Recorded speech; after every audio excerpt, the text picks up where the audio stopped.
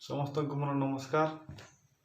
मु आपणकर अति प्रिय all Odisha schedule caste federation रो जिला युव संयोजक धीमान ढगमालिया नायक।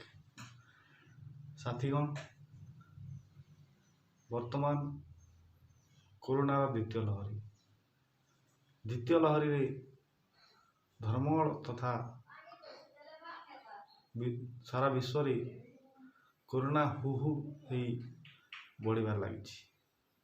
साथीगण, धर्मगढ़ अंचल रे दिन को प्राय हजार हजार कोरोना पॉजिटिव पेशेंट बाहर छंती।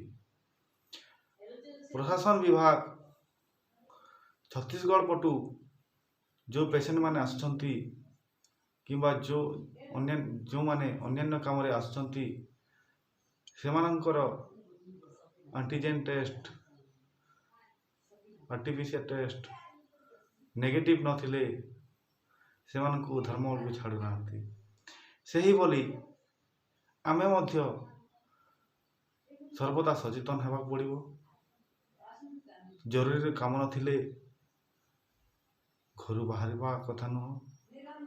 सर्वदा मास्क एवं सैनिटाइजर व्यवहार करने कथा। साथीगण, डेटॉल आउ साबुन रे सर्वदा हाथ धोई घर को प्रवेश करने कथा। साथीगण,